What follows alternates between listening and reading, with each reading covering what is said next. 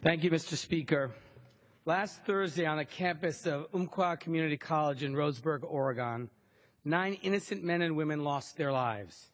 They were killed, as so many have been this year in communities across our country, because a person with evil in their heart was able to get his hands on a gun.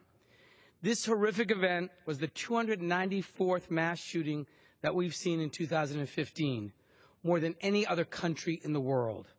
So far this year, we've mourned 9 parishioners who were killed during Bible study at their church in Charleston, South Carolina, 2 women who were killed and 9 others who were injured at a movie theater in Lafayette, Louisiana, and a local television reporter and her cameraman who died covering a story outside Lynchburg, Virginia.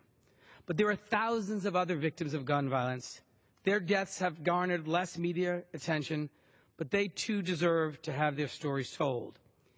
In the United States this year, more than 10,000 people have died and more than 20,000 have been injured during an incident that involved a gun.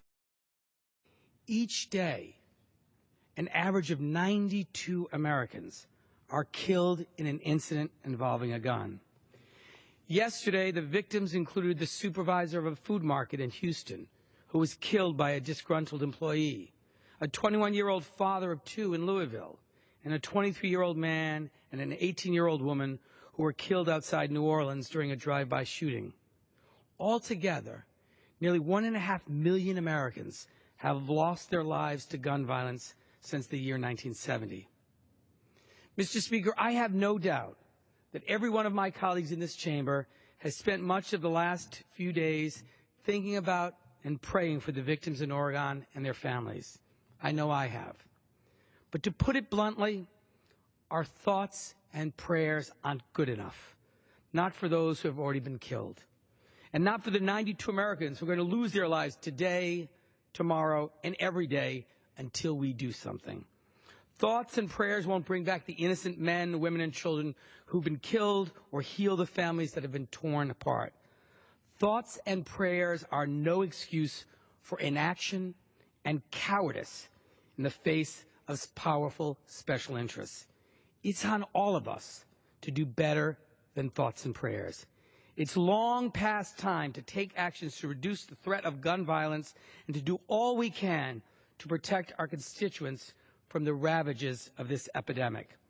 Earlier this year, I introduced a package of 3 bills to get to the core of our country's problem with gun violence by focusing on keeping guns from children, criminals, and those who are severely mentally ill, such that possession of a firearm would pose a threat to themselves or others. The End Purchase of Firearms by Dangerous Individuals Act, H.R. 2917, requires that states provide information to the National Instant Criminal Background on individuals who are committed to a mental institution or make a threat of violence to a mental health professional that demonstrates that this individual will present a danger to himself or others if armed with a gun. The Fire Sale Loophole Closing Act, H.R. 2916, ends the practice by which federally licensed gun dealers who lose their license for misconduct can convert their entire inventory to a, quote, personal collection in order to liquidate it without conducting background checks on their customers. Under the law, such dealers could transfer their inventory only to other properly licensed federal gun dealers.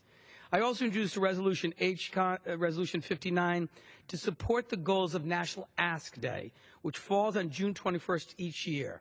National Ask Day encourages parents to ask other parents whether their children are playing in a house with an unlocked gun. In the United States, 1.7 million children are in homes with loaded, unlocked guns. This initiative is supported by Head Start, the American Public Health Association, and the American Academy of Pediatrics.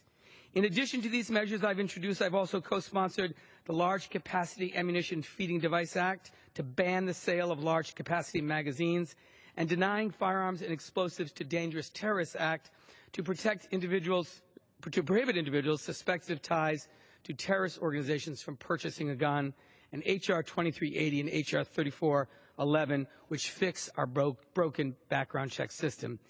Any of these bills would immediately improve public safety in this country, a country that sees its citizens die at the hands of a loaded gun 297 times more than in Japan, 49 times more than in France, and 33 times more than in Israel.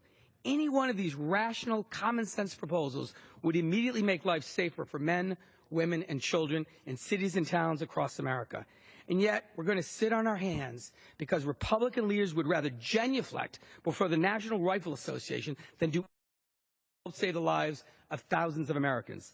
The last time this institution passed a major bill to prevent gun violence was November 10, 1993, when the House approved the Brady Handgun Violence Prevention Act, and President Clinton signed it into law.